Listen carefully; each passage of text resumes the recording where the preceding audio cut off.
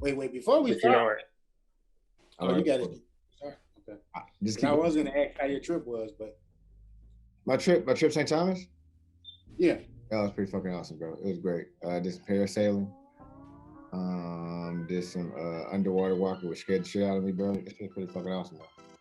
That was awesome. I was scared shitless though, bro. I ain't gonna hold you. I was scared shitless. My kids are gonna watch the shit, so they'll never know. But I got in there like a champ, like I want to see, like, you know what I'm saying? I was real calm. I was scared shitless. Fish were like swimming by my face while we underwater, walking under the fucking water, like just. I'm over here like panicking, like, oh nigga.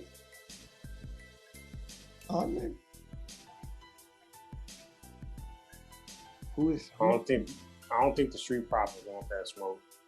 Well, who? Smoke old girl we blowing out. Is she knocking people out?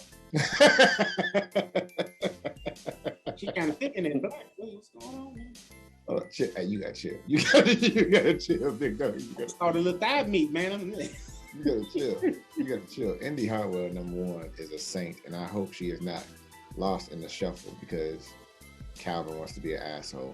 All right, hold on 1 second so we can get started. I got my hot take KG right there. Got my love in the machine right there. It's your boy Jay Free in the fucking hat. Okay. Yeah! That's right. Back again for episode, I don't know, because I can't count, because I went to private school. All we learned about was Jesus. I don't know what episode this is, but it's Hot Take Wrestling once again, bro. I'm looking right now. You can tell. We are back. I have no idea what episode this is. I want to say 8, but I could be wrong. All right. It's Hot Take, probably episode 8.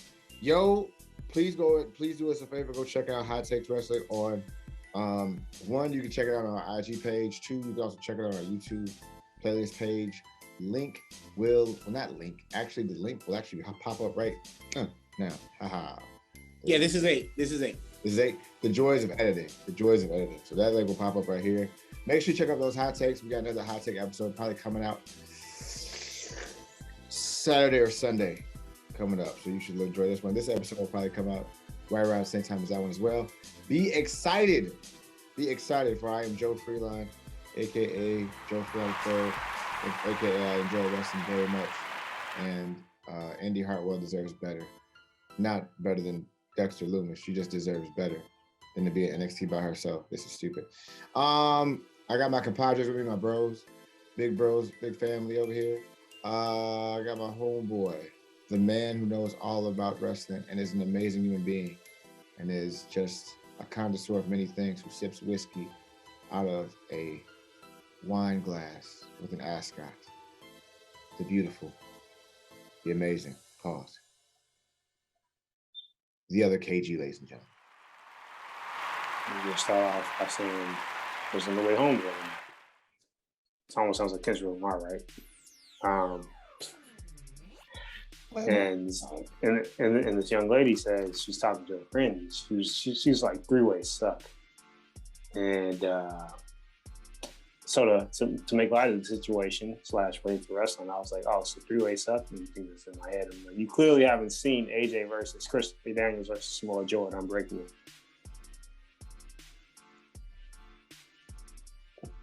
Bro, what? Bro, what? What? Yo, okay, all right. Another KG trip. We just started. Yes, I know she was. Yes, I know she was talking about a different type of three-way. I just wanted to make light of that situation. I see what you did there, bro. My guy, the Conqueror, the Great One, fresh out the new MacBook with the new scene, got the vibes up. Oh, there go your girl. Got the vibes up. I'm sorry, I'm subject. Raquel Gonzalez is so beautiful to me. Jesus Christ, that woman, even when she has style. Jesus, just ven aquí, mami. Ven aquí. Okay, my bad. Ladies and gentlemen, I want to introduce the Conqueror, the Great One, the one that puts all the shit together. Big Oos, we like to call him. Logan the Great, man. What's up, bro? I simply ask the question, do you want to be good or do you want to be great? Greatness is a state of mind. It's a marathon, not a race. Welcome, everybody, to Season 4, Episode 8. Glad to be back. Hey, man, we never, as my compadre once said, we never let a hard time humble us, bro. We finna get all this shit together. We finna go through all the week that was. Let's get something started. You know how we do with the new way the Hot Take does it. One positive thing, one bad thing that you saw on Raw. One bad thing, one positive thing that you saw on SmackDown. One bad thing, one positive thing that you saw on Dynamite. One bad thing, one positive thing that you saw on Impact if you watched it. Maybe you didn't. I don't know. I don't know how life works anymore. All I do is watch wrestling and Netflix. Oh, also one more thing. One bad thing, one positive thing you saw on Rampage. Let's start with Raw first. Boom, there's a screen. Raw. Who wants to go first? Do I have to say something positive about Raw? Mr. Three-Way over there should, yeah. Yeah, you got. I mean, honestly, bro. Honestly, if you want to be really honest with you, I'll be brutally honest with you right now. I have literally substituted watching Raw through either Wrestle Talk or the top 10 highlights on Snapchat. I do not watch Raw anymore. I've substituted that for either Monday Night Football or doing something else. I don't even watch the shit, to be honest with you. I don't fucking watch it. I'm not gonna lie. Yeah. So, you know.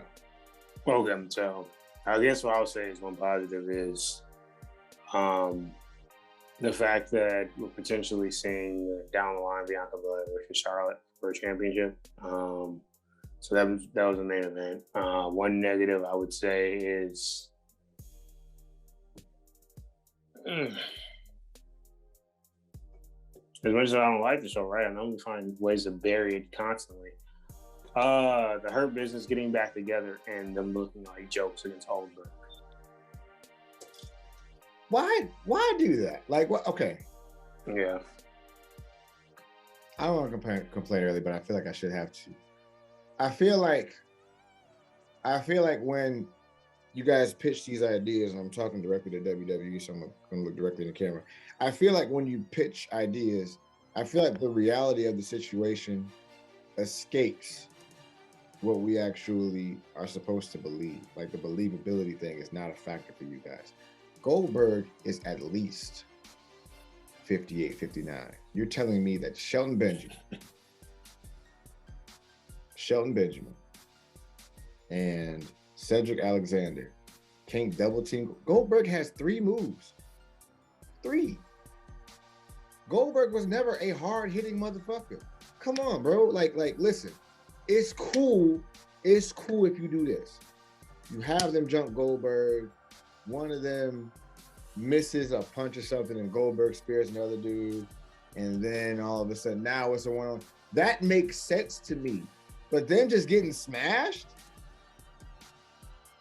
No. Goldberg's on 1.5 knees. He ain't got no cartilage in one of them. He got no ACL. What are we doing, bro?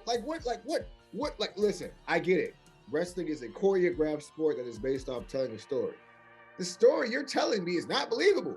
It's like with one of your homeboys. It's okay. This is gonna be really, really.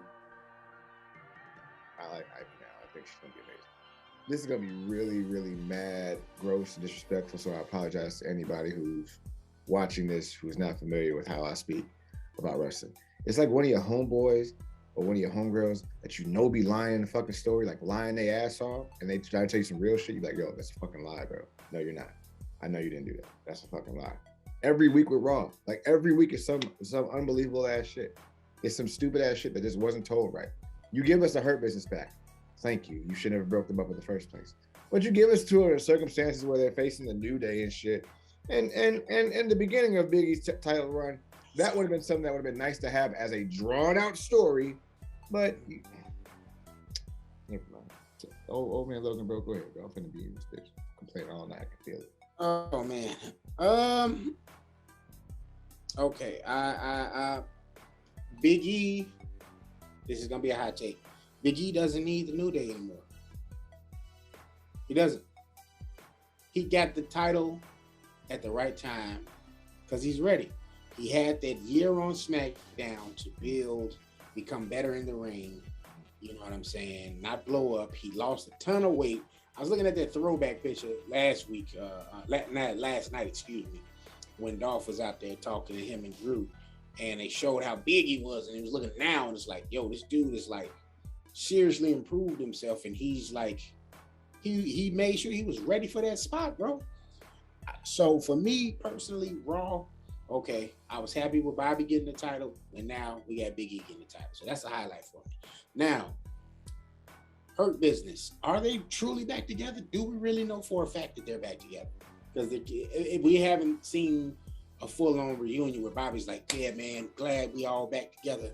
You know what I'm saying? It's just kind of like, all right, they hired henchmen and just came back with shirts on, gave a head nod. So I'm like, all right, are we really truly alluding to a reunion, or is this just some chicanery? You know, that's no.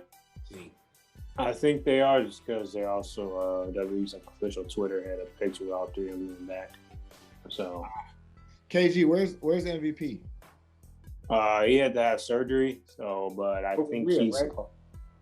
Well, I don't know if that was just for the actual injury was like the storyline was the actual injury, should I say, or was the storyline to cover up another injury? I forgot what he had to have surgery on, but he should be back. I don't think he's going to miss a whole lot of TV time just because obviously, you know, for the most part, he's a mouthpiece anyway. It's more on the lines of he had surgery, you know, probably got to wait an X amount of time to start traveling. But let's see the official injury, though. Y'all can go ahead and talk. I'm going to look up his official injury real quick. Okay. And then the other part I like about Raw is that we are the people that didn't know, that didn't follow Bobby Lashley over in Impact. You're getting a first-hand look at him being able to talk. Guess what? The guy can talk. Newsflash. Hello, ding dong. Yeah, like that's need MVP. Right. Yeah, knee surgery. Oh, okay. Okay. What? Okay, all right. I'm sorry, and this is off subject, and I apologize because I'm trying to watch NXT too. Why the fuck did? Who told WWE NXT 2.0 to dress the Toxic Bunch like Josie and the fucking Pussycats? What the fuck is this shit? What am I watching? What the fuck is this shit right now? She looks like an old girl. She looks like Laura Croft from Tomb Raider. They look like a bad. With a red top instead of blue. They look like a bad version of The Beautiful People. White-faced TLC. This is fucked up. Like all this. I thought you were about to say. I was about to say the beautiful. I was going to say the Beautiful People from TNA. No, you said TLC. I mean, it's a red bikini though, so I'm saying if Mandy did want to reboot Baywatch, I'm here for it. Listen, I like Mandy Rose. I think she is a extremely like she's in comparison, she would be what Vince would want her to be as like Trish Stratus. That's what he wants her to be. He wants her to be that. In ring ability though, she ain't there yet. She's not there. Oh, she got a Kenny Omega's V trigger. No, sure. That's all she got is Kenny Omega's V trigger. But the other two can wrestle. Oh yeah, no, Gigi can wrestle and so can KG. Right, they can wrestle. But they got them dressed up, bro. They're literally dressed up like they're going to a fucking Halloween party. I don't get this shit anymore, bro. NXT was our escape where we were like, there's hope for WWE. And now it just feels like it's all chaos and bullshit. And yeah. And that's my segue. And that's my segue to NXT, bro. Like, I don't get it. And why? I'll give you my negative right now. I don't ever need to see the young lady, aka B-Fab, that looks like Craig's girlfriend from Friday. I don't ever need to see her wrestle again. That was the worst street fight in the history of street fights, probably last week. It was awful. Like, they looked like they were uncoordinated. Like she was pausing mid punch. Like she didn't know whether she should punch over. I'm sorry for getting the wrestler's name, but I almost called her Carmen Electra. Electra Lopez. Both, and matter of fact, both of those ladies were on WCW. Electra looked fine in that. Because I'm sorry. Electra's been wrestling though. Like she's been wrestling. Like she's been wrestling since. Well, I'm not gonna necessarily fault her. Yeah. But he's not ready to lead either, though, and I think that's the big problem with that match. Neither one of them were, you know what I'm saying, ready to be in a space where they're taking charge of the match and leading the other. You know, Elektra may have more experience than B-Fab, obviously, but yeah, that was it. You know, this is where WWE should steal a page actually out of AEW, and they should just like have a show like 2.0 legit could have been their dark on YouTube. Like you didn't have to change the whole Black and Gold brand product. You could have did the 2.0 shit on YouTube, and it could have lived on there. Yep. We didn't have to really go ahead. We said that last week. We said it 2 episodes ago. I said it 3 episodes ago. 3 episodes ago. AEW has figured out that we don't need to take up TV time with TNT or with TBS to get our people to be able to do our thing. We will literally put them on YouTube. We will allow them to wrestle in the indies. We will allow them to learn more, and as they get bigger and better, we'll push them more into a different spectrum. Because the more that people watch, because I watch Dark on Mondays for an hour, which is only an hour, and has 10 matches. So that means everybody gets like 5-6 minutes, right? And then I watch Dark Elevation or whatever. That's 2 hours, and it's quick. And then because all the people that already know they're doing it, they're fast. They're 5 minutes. But the ones that need work and time get 10, 15. So you get that work. So now you're developing a fan base on one of the biggest social platforms for streaming, for videos, period. This 2.0 shit, this shit right here, you're losing fans because motherfuckers are like, I don't know who the fuck that guy is. I don't know who the fuck this person is. This is awful. Right. Because they just brought out. Not injecting them in the right way. There's no, what do they call vignettes? Vignettes. I say vignettes. There's none of those taking place. And the ones that are, it's like right before a match. Like this Tony D'Angelo we just saw. But, yeah, man, 2.0 should have lived on YouTube. I would much rather watch Booker T's school down in Houston, Reality of Wrestling, who just also got a TV deal, if what I read was correct. So it's a polished. It's basically what everybody's doing, man. Like it has a place for it to live. Unfortunately, they decided to, scrap what Triple H and Shawn and everybody was building down there with the Black and Gold brand. Now, the one thing I will say that I do like about 2.0 is I do actually like the set. The set was super dark, like, you know what I'm saying? It needed some light. Now that, I'm not mad at it, you know what I mean? But just the whole, we're just going to keep endlessly throwing all these new faces out here that we know nothing about, other than maybe seeing them on the WWE page on Instagram with the gray shirts talking about Performance Center new recruits. Now I'm good. Yeah. We could have figured out another way to push Rick Steiner's son. Like, I'm sorry. You honestly could have used Main Event or Superstars and put that on YouTube and made that a thing at that point. You have Main Event, you have Superstars. If it was somebody you really believed in and doing their thing or whatever, you would have pushed them on Main Event and Superstars and just have them cut really good promos and then feature them. Like the reason why Kevin Owens was such a big deal to us when he got up and faced John Cena. Mm-hmm. For the hardcore fans, you remember him in PWG and Ring of Honor. For those that didn't know him, you remember him on NXT because NXT did a slow build with him and slowly made you pay attention to him for the storytelling of that, a la Triple H, Regal,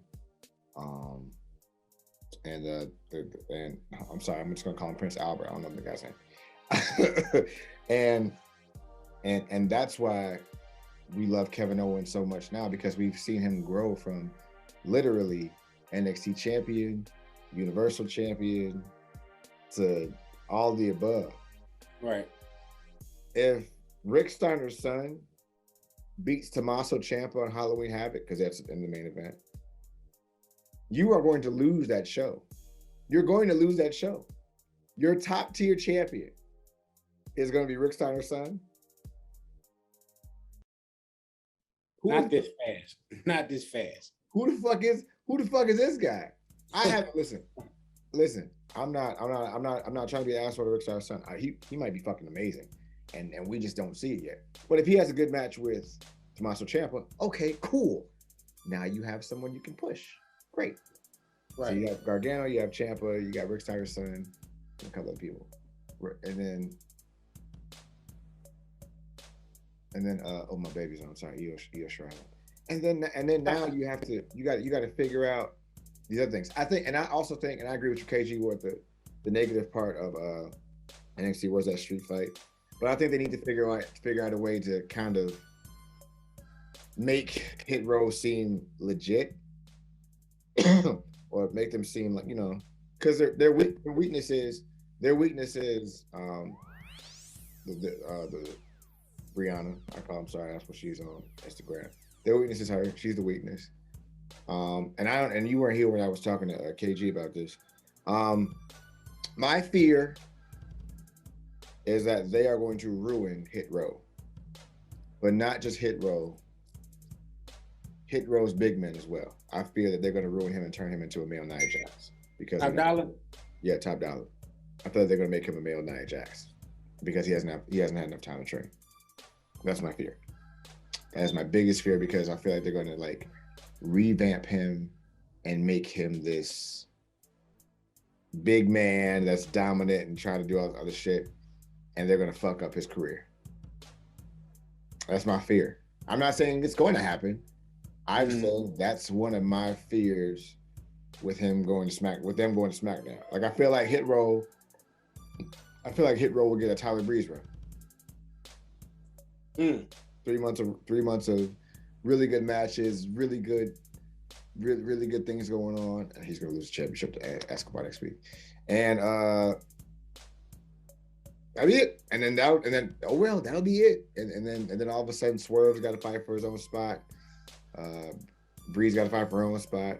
Lil Dude's got to fight for her own spot. And then they're gonna push Top Dollar because he's big. And then that'll be it. That'll be all she wrote. Yep. I mean, but go ahead, KG. No, I was just gonna say, but to spin back something positive though, last week, as I was talking to him about, I do feel like they did Io and Zoe a disservice by some of the people that got called up and moved around and things like that, because they need some ladies that can go with them in the ring. That was a solid match last week though, like we were saying earlier though, Gigi, and Lacey. But JC, they can wrestle, so it's like that was a solid match. But yeah, I'm not feeling this 2.0 stuff. It's just like 2 hours of superstars. That's actually super duper accurate. Wow. And heat. Can't forget heat. Yeah. And velocity. Shotgun and velocity. Shotgun. Wherever you would see like the brand spanking new people that you didn't know nothing about. Yep. Just like tonight. This is gonna be a joke to me if these new dudes win these titles and not the Grizzled Young Vets if MSK doesn't retain. But do you see how it happens? It's some vet shit. Like, it's not like a match where it's just MSK, Grizzled Young Veterans, the rematch. Nah. A fatal 4-way. Why are we doing that? For what? Why? We got beer money mixed with smoking guns and shit. We got Harlem Heat mixed with motherfucking my man, Private Party 2.0. Private Party 2.0.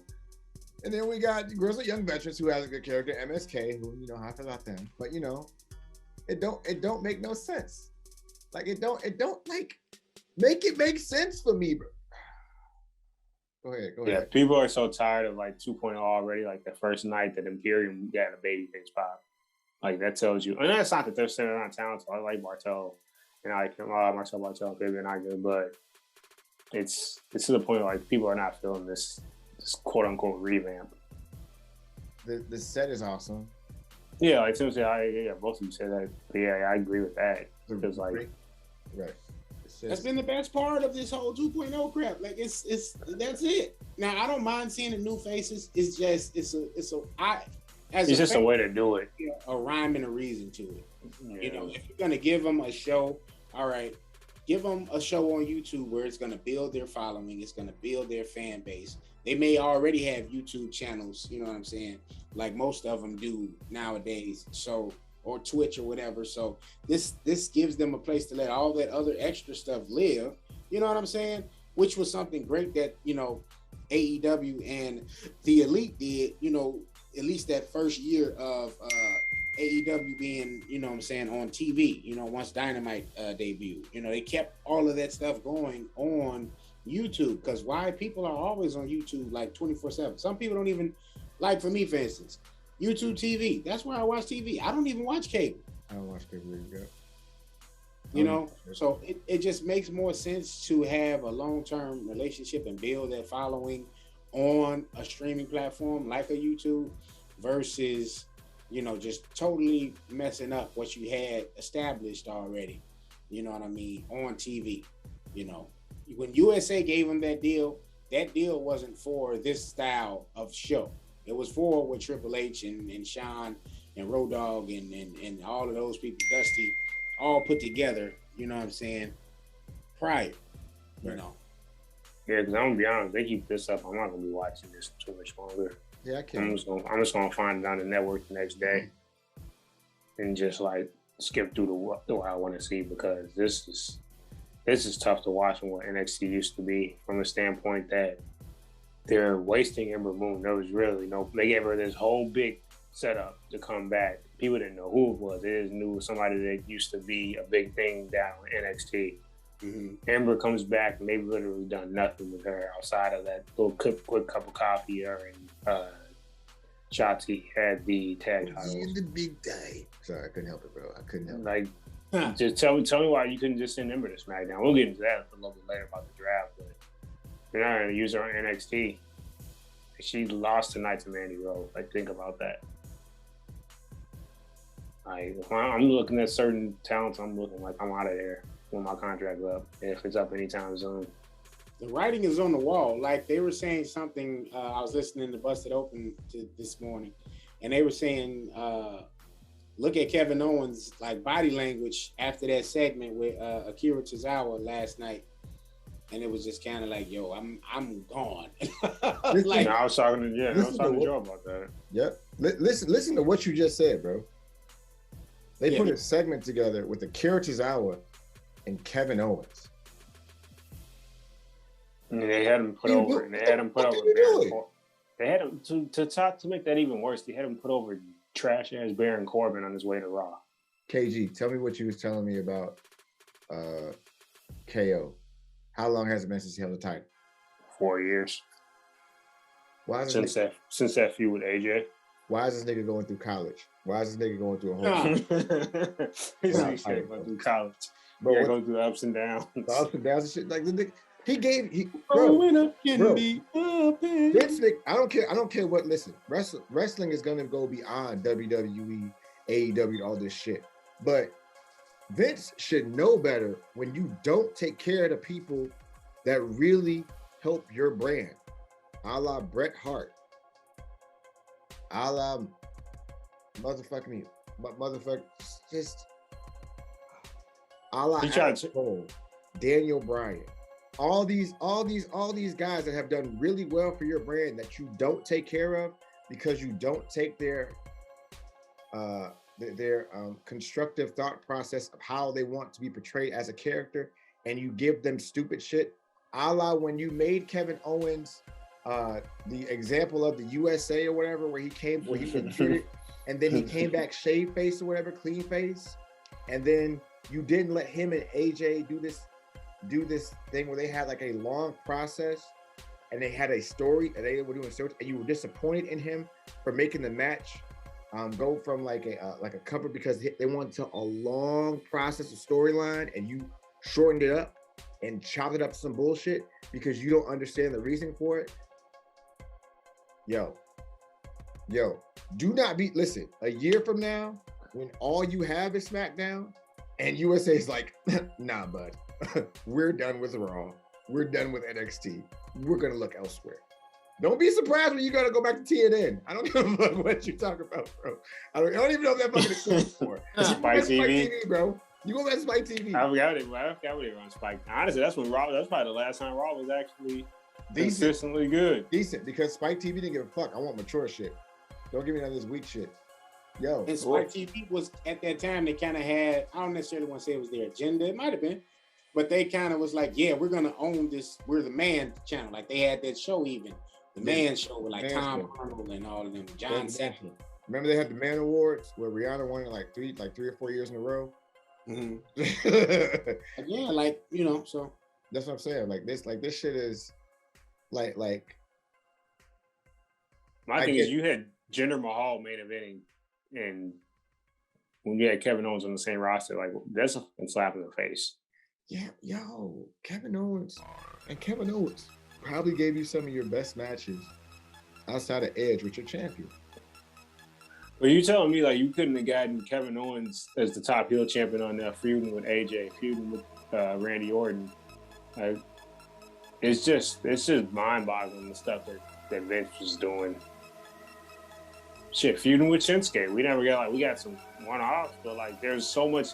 If you put Kevin Owens in that position, SmackDown would have been at the tier it was at 2016. If you weren't pushing this agenda of trying to get the network cracking in India with someone who was technically Canadian.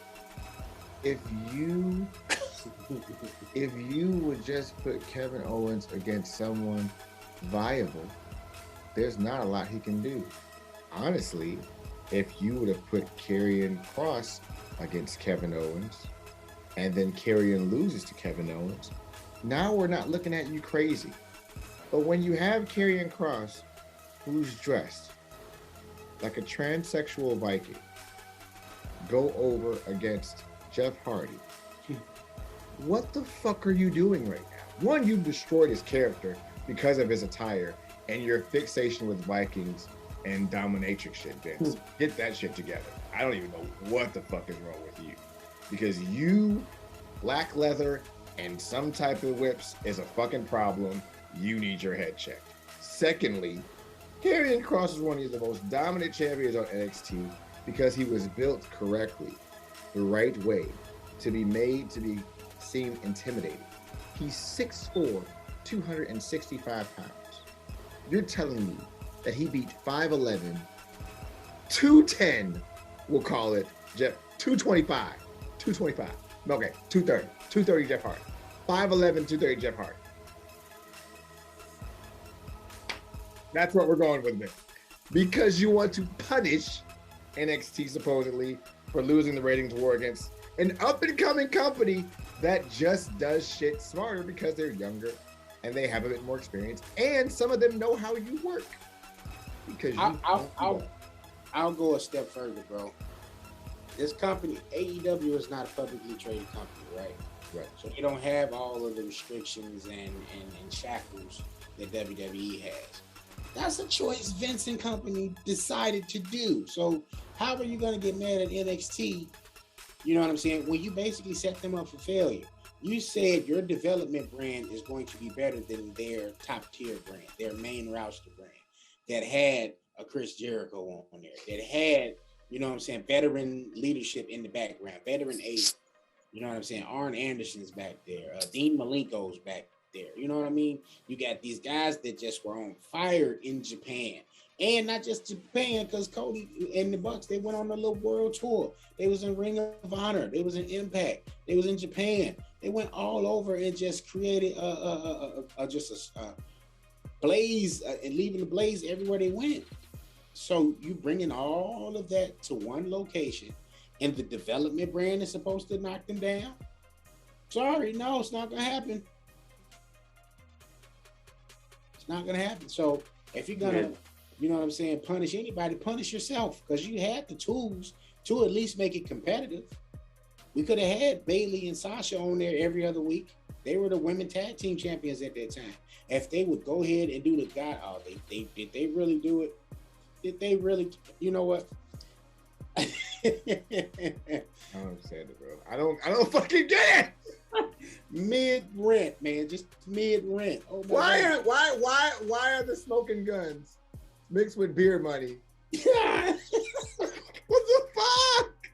What the fuck is this shit? So I mean, it's just the tools were there. It just wasn't. It wasn't used correctly. Okay, we got Charlotte for a hot cup of coffee down there. How about we just unify those damn women championship titles? Yeah. You know. But the thing was, it was like they were trying to say that the championships could appear on all three brands, but we only saw the titles defended there twice before they gave NXT, or 3 times before we gave NXT their own titles. But not we, before they. Because you saw Kabuki Warriors face Tegan Nox and Dakota Kai. You saw Sasha and Bayley face Tegan Nox and Shotzi Blackheart. And then you saw Raquel and Dakota. They faced... Not so Dakota's a common denominator. Well, not common denominator, but 2 or 3 times. You saw Raquel and Dakota face, what was it, Shayna and Nia, and that was it. And they did that hokey stuff where they did he count the 4? Anyway, where they did that hokey crap. But yeah, like Tim was saying, you had them appearing on both shows. That would be a way to kind of balance it out because I believe NXT actually beat them in the ratings when Sasha and Io was in the main event of Great American Bash. If I'm not mistaken, in the AEW that week in the ratings. But like Tim said, it's just arrogant. And it's just to think that because Jericho alone is a household name, obviously amongst wrestling fans and casual and hardcore fans. They didn't do anything. They just sent Charlotte down there. That doesn't, be all. You think that would have been like a way to check her ego, but that's another argument for another day. They could have sent AJ or Orton or somebody. I mean, they just didn't send anybody. And if you look at it, and I think I said this before on the show, if you had to list like 10 people from those rosters, I mean, outside of Ciampa and Adam Cole and maybe Johnny Gargano, who's going to crack the top 10 out of, you took 10 wrestlers from each brand and say, like, those are the top 10 guys I want to build around. Mm-hmm. Maybe those 3 would be it that you would take from NXT. The rest of them will probably be from AEW, the other 7 wrestlers. So, I mean, that kind of speaks to why they, lost the quote-unquote Wednesday War. If you really think about it like this, if you think about it like this, where I knew that was coming, where you literally have Nick Jackson, Matt Jackson. I think they're in their 30s. Cody's in his 30s. Tony Khan is in like 40s. He's got to be like late 40s. Early 40s, somewhere in there. Vince has been doing wrestling for like 50 years.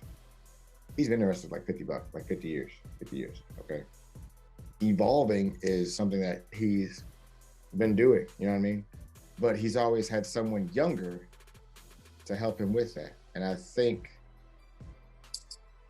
Tony Khan is 38, bro. Tony Khan's 38? He's 38. He does, yeah, bro. He doesn't have that anymore. Like, listen, Tony Khan's a diehard wrestling fan. He's a diehard wrestling fan. All right. So he loves wrestling and he thinks the word of wrestling. They're gonna betray the boys. I can feel it. They're gonna do it. And then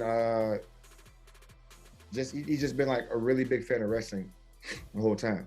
The issue at hand is that he's gonna have people that's gonna help him evolve and use some of Vince's tactics. For example, Paul White, Mark Henry,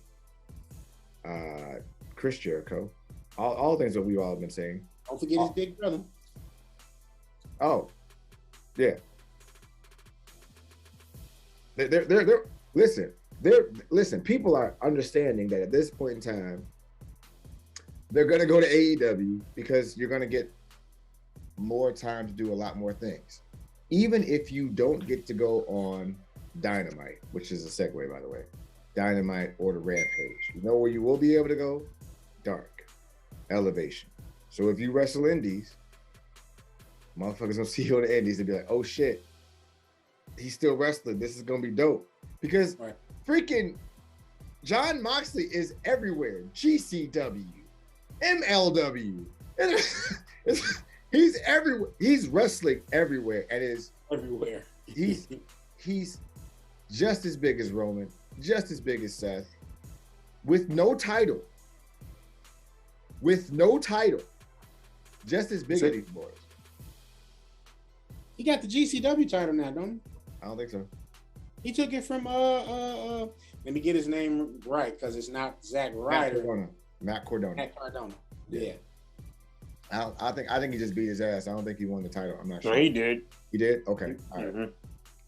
Because him and Nick Gage are supposed to have a match after that win. I think that's gonna be fucking amazing. I think it's gonna. I think it also serve as a double-edged sword, just letting them go out here and do independent matches like that. Like, I think at some point you got to be like, hey, we're gonna let you do X amount of these independent, you know what I'm saying, promotion shows, you know, and then from there, you know, you can't do, you can only do a certain amount for the year because a GCW match, if we having like a death match, like we don't want one of our main guys like going and consistently being a part of their like pay-per-view, you know what I'm saying, death matches and stuff, like, because it's putting extra wear and tear on his body. You know, you might be ready to go and push him as your champion again, and he's not ready because he got an injury from that death match. I think you do now. Like I think AEW does now. Because think about it like this. If Mox gets hurt, who are you not going to push? I mean, they got an surplus right now, though. So if he got hurt, then he good. But right, and then the deal they got with New Japan. Yeah,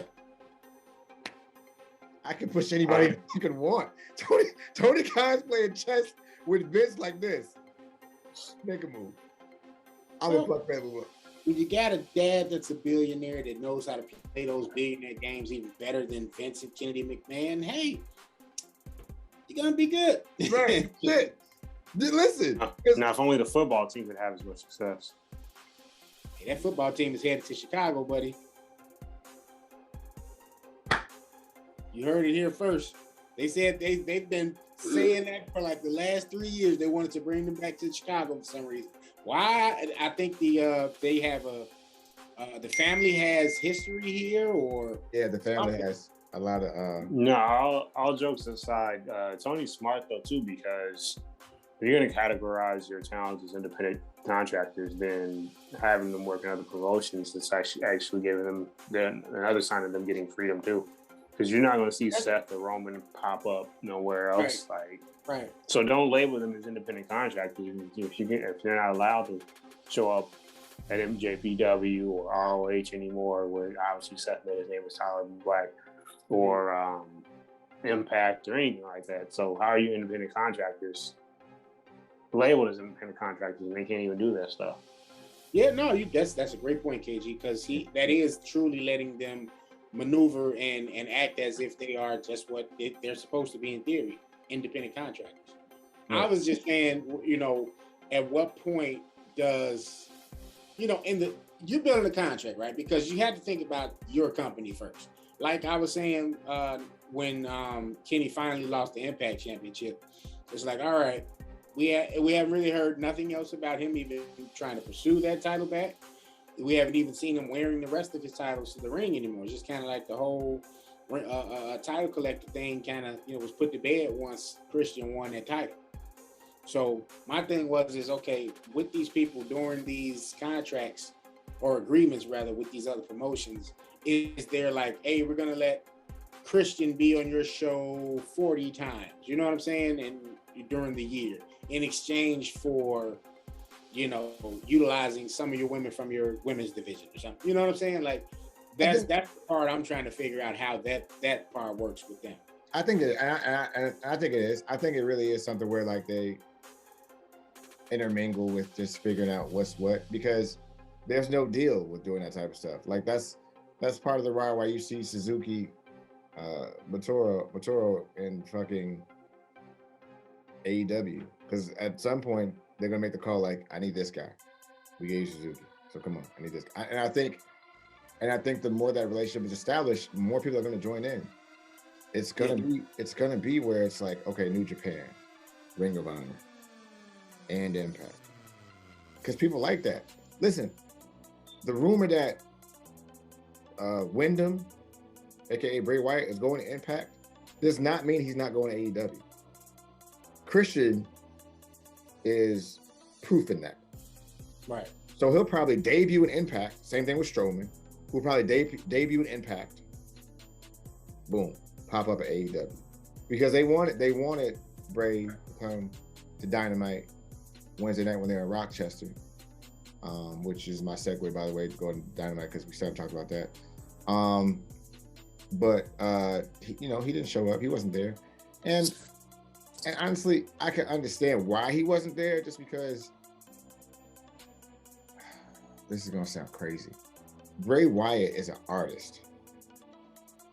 He is not so. He is someone who's aware that he may never have a 5-star match, but he can leave an impact on you character-wise, a la The Fiend, a la Bray Wyatt when he first came out. Because I think Bray Wyatt 5-star match in WWE,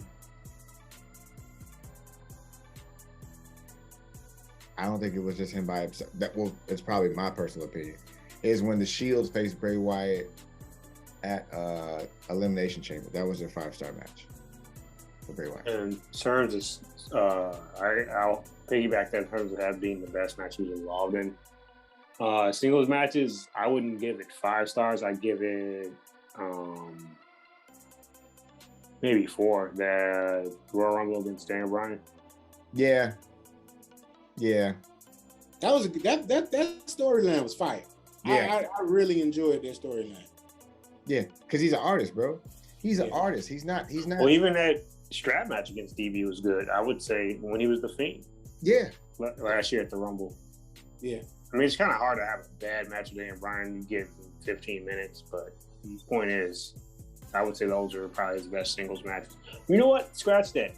Are we talking about just without a gimmick involved, or no? I'm talking. Okay. Just in general, okay. That last man standing against Cena was actually good. People hated that feud, but that was a good match, I would say. Yeah, it was a really good match. That was the closest he had to quote unquote 5 stars. Like you said, I wouldn't expect a 5-star out of him either. I heard it's almost a lock that he's going to AEW though. One reason why he didn't show up because his 90 days is officially over until October 29th. Right.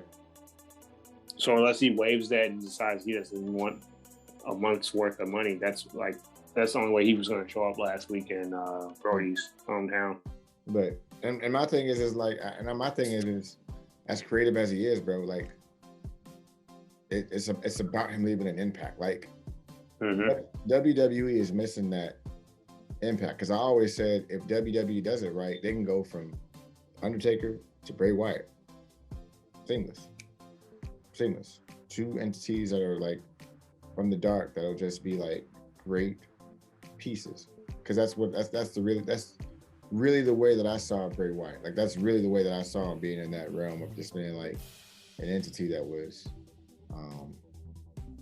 from somewhere where it's like creatively you're like, ooh, this is another character I like. All right. Yeah. One good thing, one negative thing from Dynamite. Let me go first right fast so I can knock it out. One good thing. Sammy is now the TNT champion, which isn't believable to me because Miro is just a big motherfucker. He just looks so fucking bad, but he's just a bad motherfucker, and I'm proud of him. And that's also my negative thing too. But the match with Adam Cole and Jungle Boy, beautiful. That's I guess that's my good and my bad. So like 2 good things, my bad. What about you guys? Hey man, you are forgetting Sammy is a sex god, okay? So as bad and big as Miro may be, he is not a sex guy. That part, you gotta remember that. All right, he's a guy, he's a demigod. Sammy, baby. I actually had a conversation with KG about this at work, and I was like, was this the right time to actually take the TNT title off of Miro? Miro was on a hell of a run. I think they utilized him properly, at least for the time being that he had the title. So I'm not gonna knock it that they took it off of him. But I just wasn't too sure if this was like the moment to take him off of it. You know, I think Sammy's a super talented guy. I think he is a bright spot in AEW. He's definitely going to be part of their future. He's like what Randy Orton is to WWE in terms of what he could be and his presence could be in the company. Him and MJF, you know, if they stay there for the long haul. Right. But yeah, other than that, the Adam Cole Jungle Boy match was awesome. I didn't really have any bad takeaways from AEW that week. So yeah, I don't have any.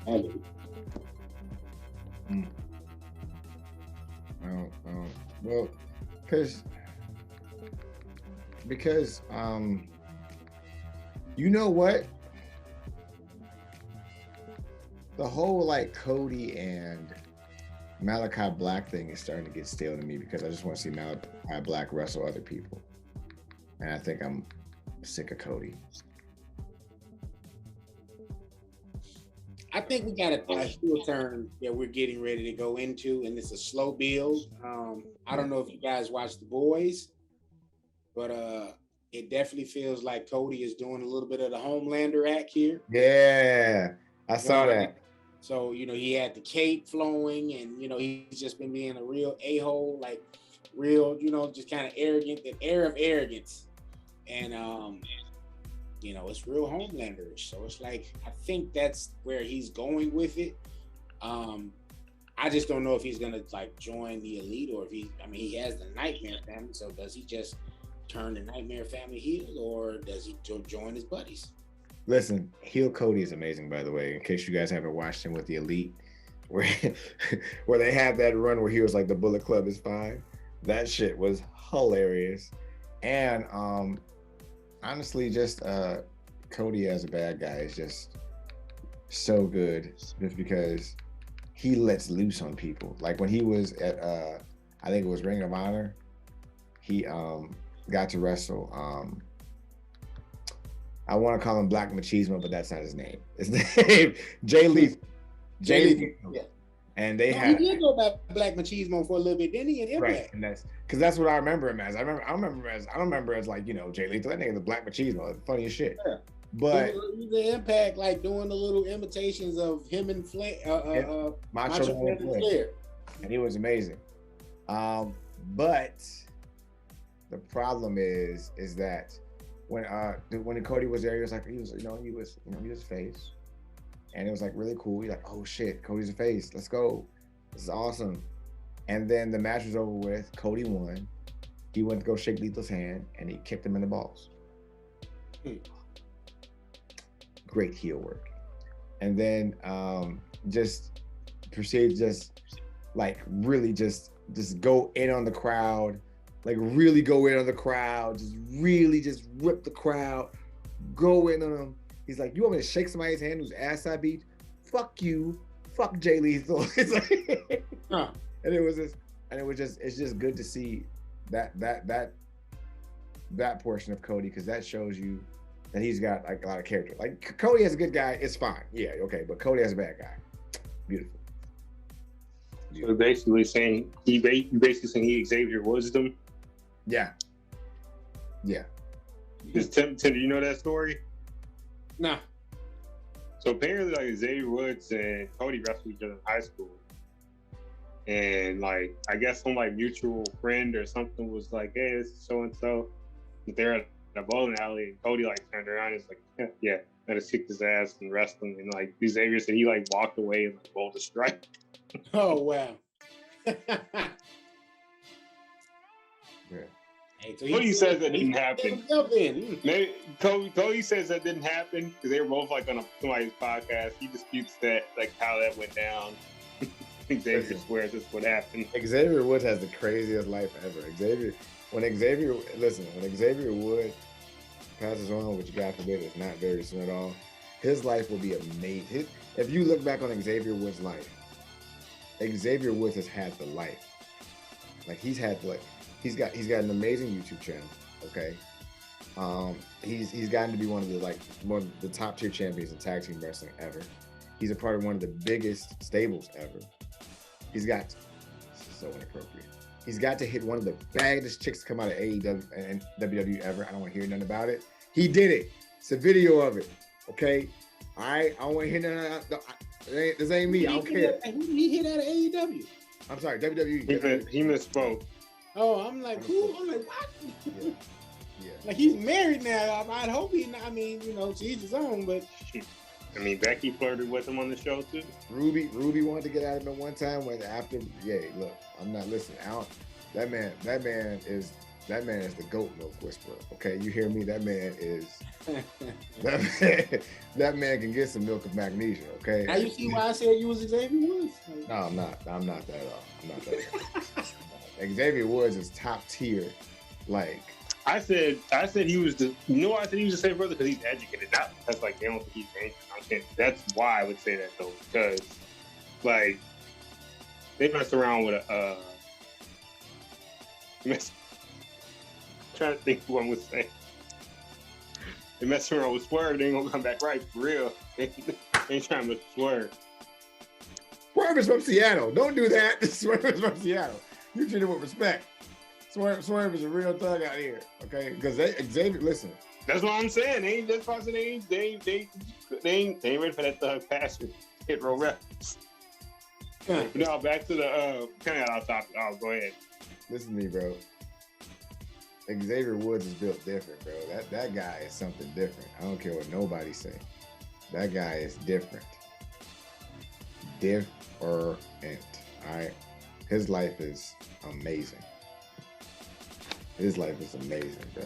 You can never listen. We can never take away what Xavier Woods' contributions have done for like wrestling, period, and YouTube.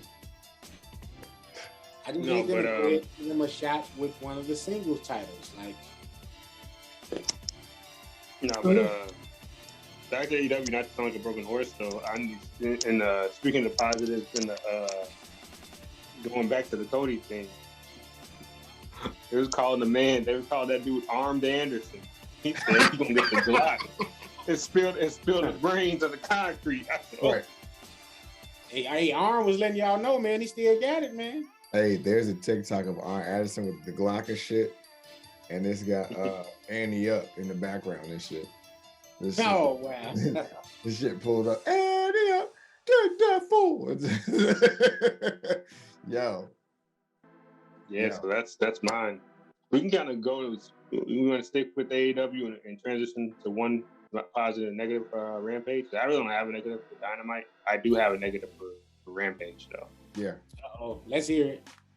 I'm gonna need them to stop having Mark Henry in these backstage segments. He sounds like Teddy Long when he makes somebody go 1-on-1 with the Undertaker. Because at the end of the before the main event, right? He always said, "They done enough talking. Let's get it on." I said, "Y'all really brought Mark Henry here to do this? Well, y'all could have paid Teddy probably less for that." They brought Mark Henry in for the late bloomers. That's why they got. No, I'll joke aside. No, I heard he's good at scouting and stuff. I just don't appreciate how they're using him on TV. Like, you took him out commentary or whatever. It's like, not like we know this dude can talk. Like, he's a great scout. He brought Bianca. Well, that's what I'm saying, man. And he can talk. That's what I'm saying. So it's just like, and he brought Braun over there. Yeah. I mean, honestly, my thing is, like, why are you using him like I said, like he's Uncle Teddy, basically, on TV?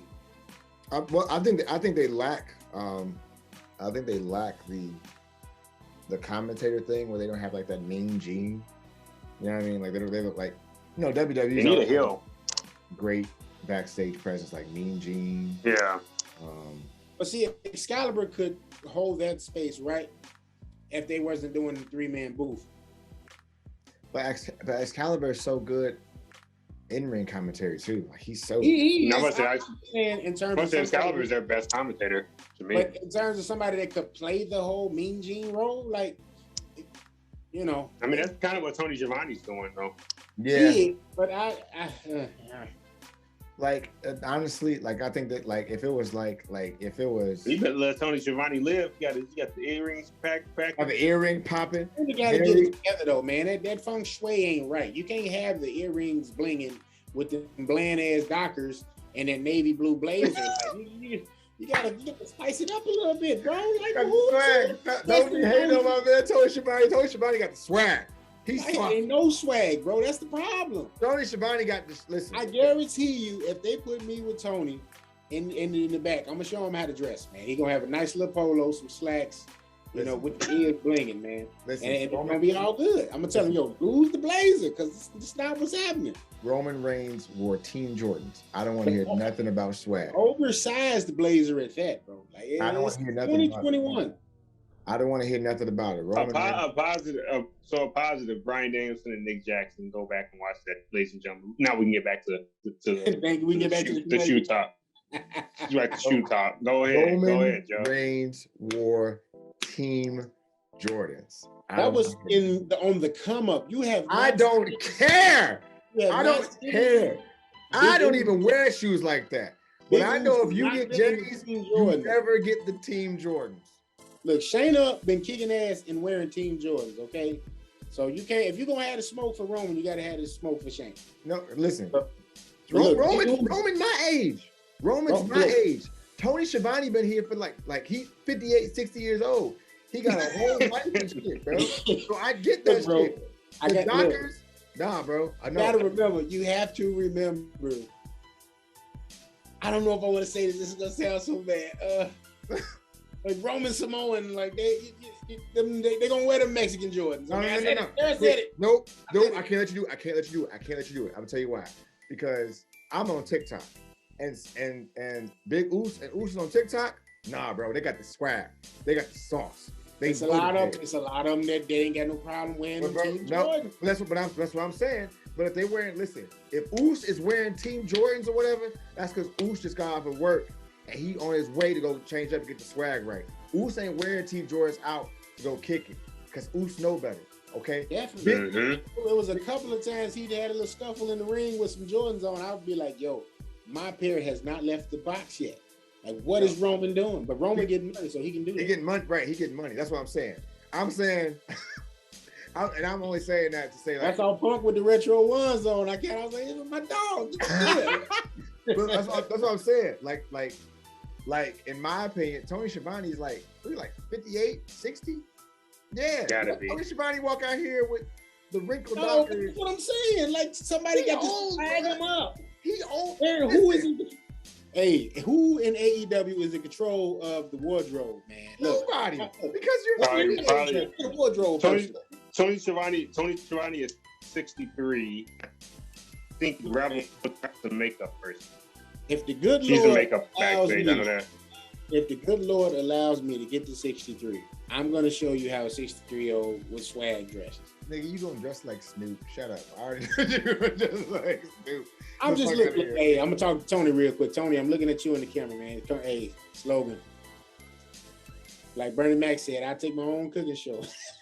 I take the wardrobe job.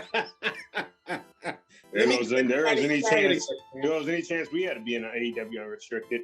No, I'm gonna hit referee Aubrey up. Like, yo, I don't believe any of this is they're saying. You and Tony should have us on for fun, guys.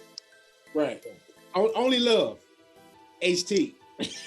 I'm gonna say only love TC. Only love TC. Real talk. I'm down for that shit. Listen, when we get to AEW, I'm gonna show Tony this fucking episode of you talking about his drip. And when Tony come back out this motherfucker in an all white linen suit, Tony, you want him out here looking gold. You want him out here looking like Seth? No. Seth got too much drip. Now, it's a such thing as too much drip. Nah, Seth out here dressed like Jack Sparrow from Pirates of the Caribbean. Stop doing this shit, bro. Man, Becky is. Stop this shit, bro. This shit got to stop. Somebody got to stop this man right now. And I'm gonna be the one. Becky dressing like Fifth Element. Right. That's kind of a good transition to SmackDown, though. One positive, one negative. Anybody want to kick it off? I would say that honestly, we don't deserve Finn Balor.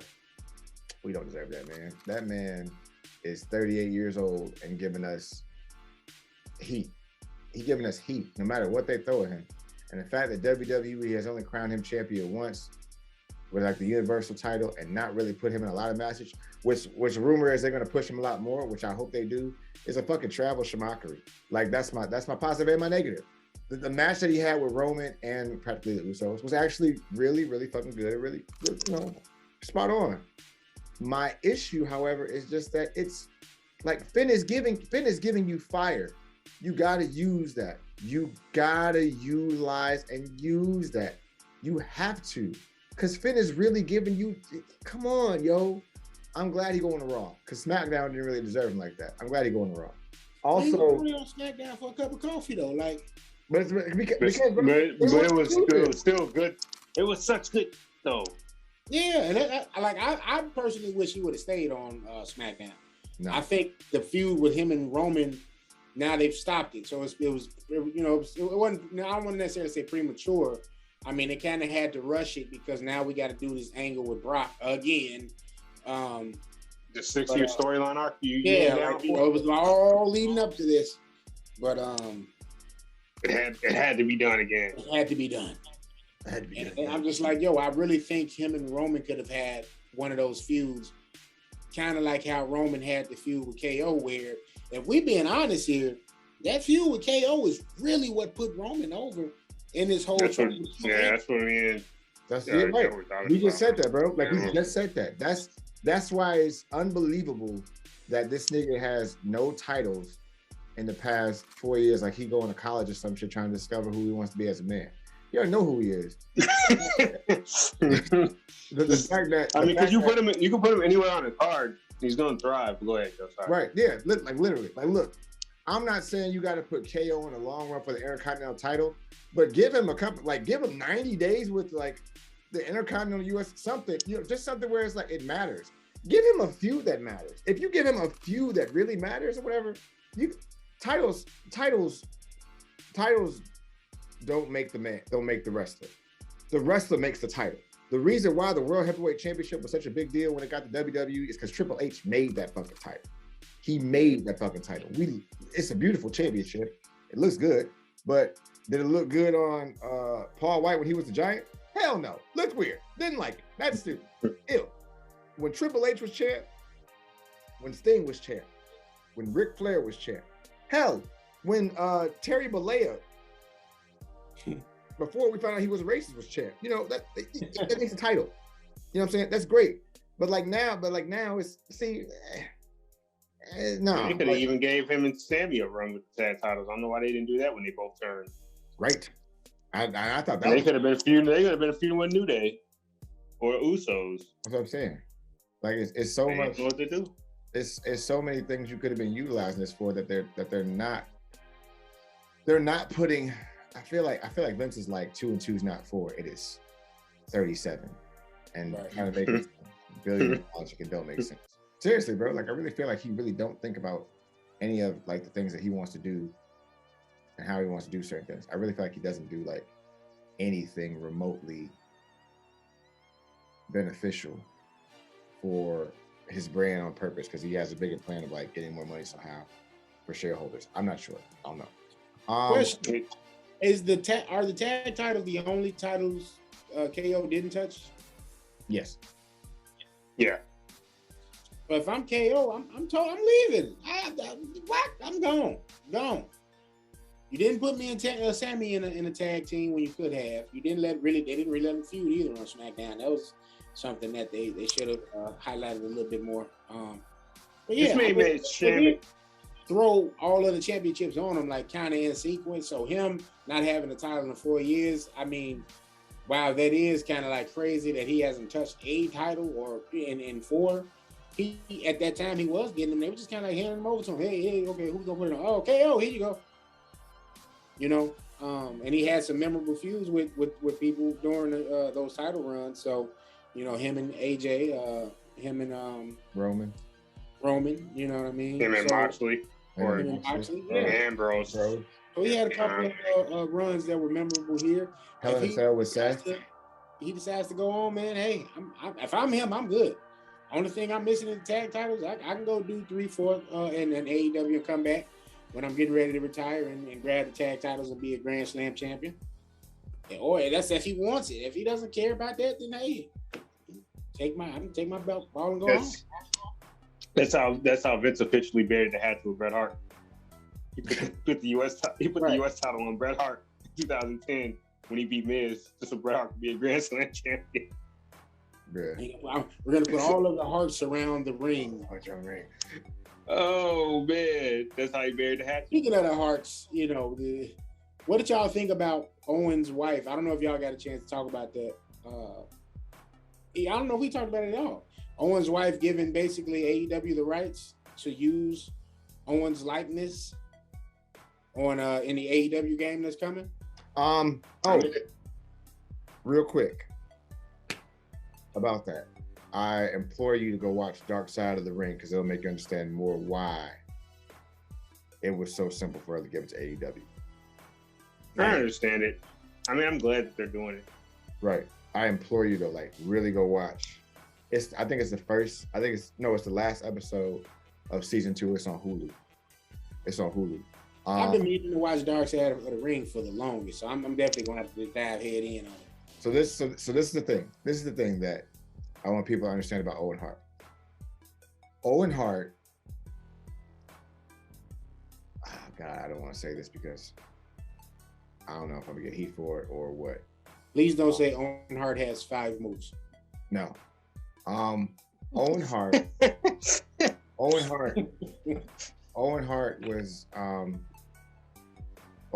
was the reason why a lot of wrestlers that we love wrestling so much. Chris Jericho loves Owen Hart, and I think he said this, so I didn't say it. He said Owen Hart in ring was like Daniel Bryan. Personality was as big as The Rock, and his IQ in the ring was better than Taker's. And I think, in my opinion, that's an accurate assessment. And if you don't believe me, go watch the WrestleMania where it was Owen Hart versus Bret Hart. Because that match is 15, 20 minutes of just pure wrestling genius. And the feud was beautiful too. Oh, just masterful feud. Yeah. Very well put together. Now, Owen Hart passed away by doing a stunt with WWE. This is the thing. This is the thing about that stunt. That stunt has been done time and time before, but they had a new guy apparently working on the actual, little bungee cords. Mm-hmm. When his wife and his kids seeked reciprocity for it or whatever at that point, WWE said they had nothing to do with it. They weren't involved, even though they hired the company. Mm-hmm. WWE was adamant about trying to settle out of court or settle in another shape, fashion, form because they didn't want it to be in court in the first place. And adamant about trying to get Owen into the Hall of Fame. They didn't want that. Owen Hart has a foundation that helps everybody, and WWE would have made that foundation strictly for WWE affiliates, and that's not one the Owen Hart Foundation did. Now AEW, we just spoke about how they have so much freedom. The reason why that was such a seamless transition is because that's exactly what they want. They want to be able to get to the masses of people without having the restraints that WWE has on just, you can't work with them because they're not a part of it. You know what I'm saying? And their foundation does that. Strongly suggest watching Dark Side of the Ring because it's, if you dislike Calvin, you're gonna hate his ass even more watching that shit. Because it is so messed. Half the stuff on Dark Side of the Ring is like Calvin being an ass. They did the Canadian screw job, the Montreal screw job. They did Fabulous Moolah. Vince was in on that, where she was a bit of an ass. Man, he's a part of a lot of controversial bullshit in terms of this shit. So I implore people to watch Dark Side of the Ring just because it's some fucked up shit in there too. So, but yeah, that makes sense, and I really am glad that they got their message out through an affiliate that is going to give them space to be able to be who they are and do great things. So I'm with that shit. Mm-hmm. I'm gonna give you my positive real quick by going backtrack. SmackDown, Uncle Seth popping up at the cabin. Oh yeah. Oh man. What did he say? He was looking at those drawings. He was, I mean, I know they're kids. This is awful. What do you say, Sethy's home or something? What is it? Sethy's home. That was hilarious. It was like, oh man. And then I was telling Tim that the blurring of the lines happened twice last week. So on SmackDown, I don't know if you caught wind of this. I don't know if you saw the message or anything like that. You're a busy, very busy man, sir. So Edge called David and Danny. So that's FTR. Yeah. I didn't know that. Because they live in North Carolina, like by Edge. Yeah. And so Dax responded on Twitter. He said, yeah. He said, we're on our way to beat his and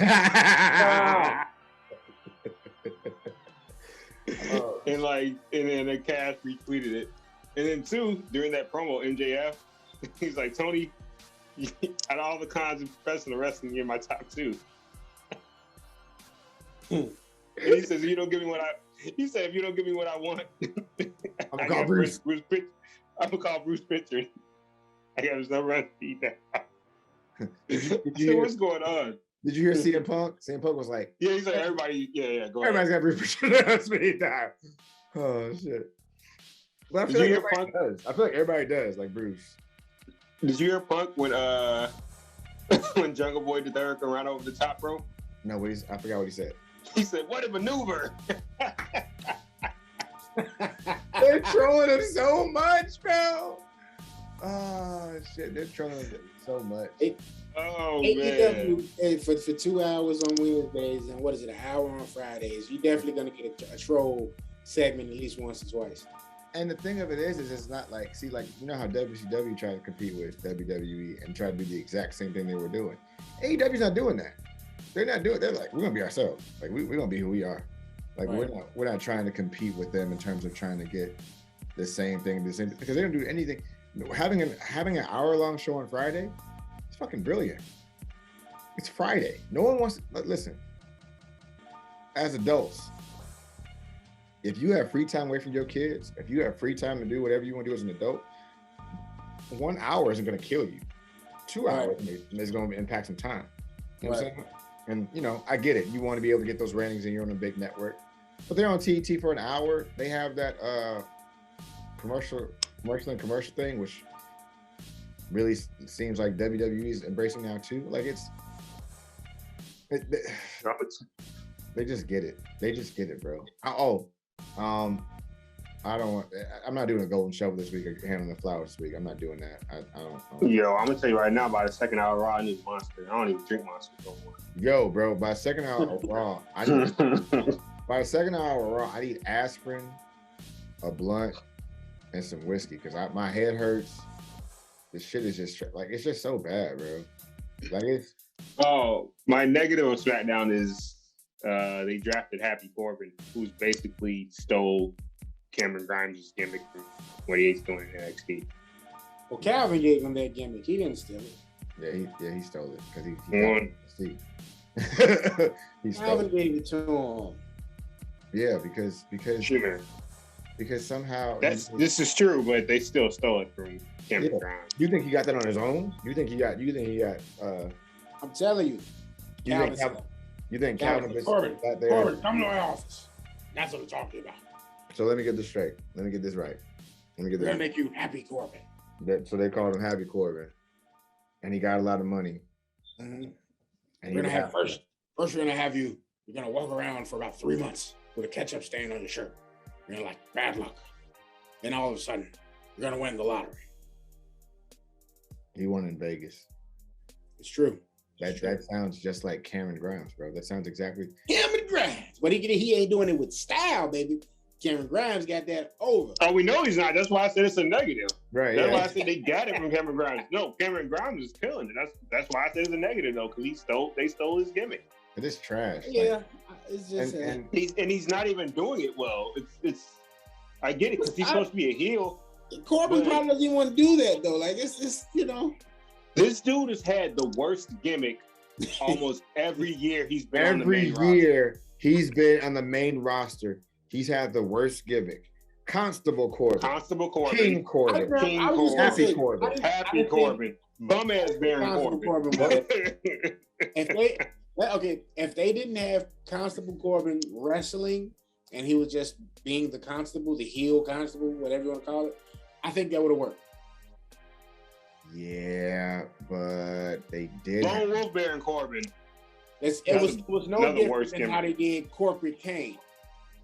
Corporate Kane could have worked if Corporate Kane wasn't still getting in the ring.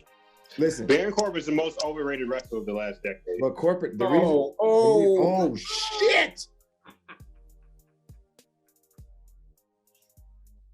Now I think B-Fab gotta be. No, I'm dead serious.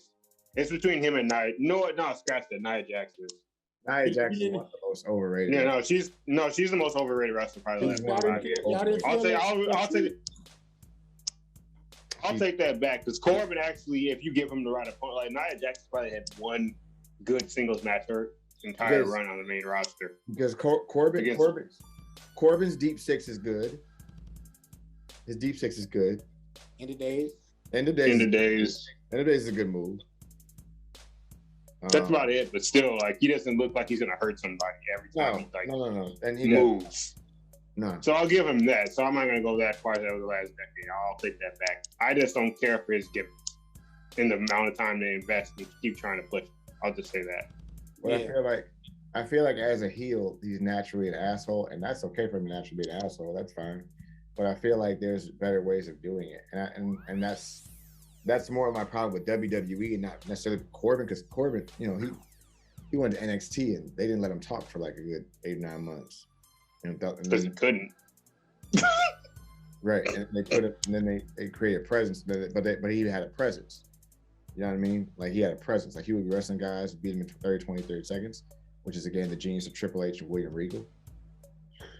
I will not, because I can't, like after seeing NXT 2.0, I can't get past the fact of how bad it's gotten in 2 weeks.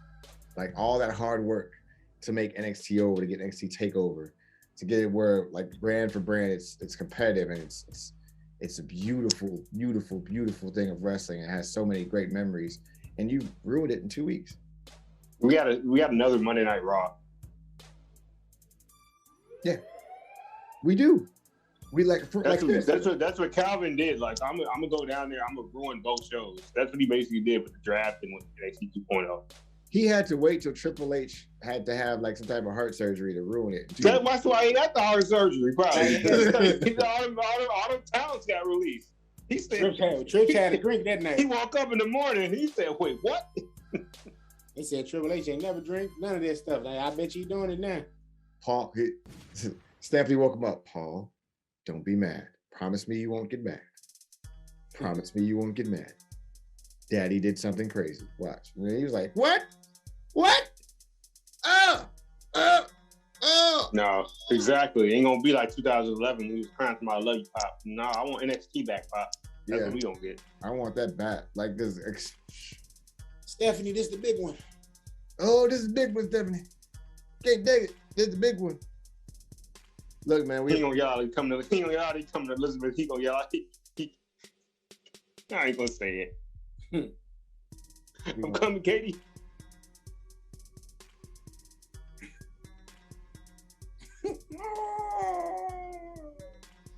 Well, can we get Adam Cole Boom in there?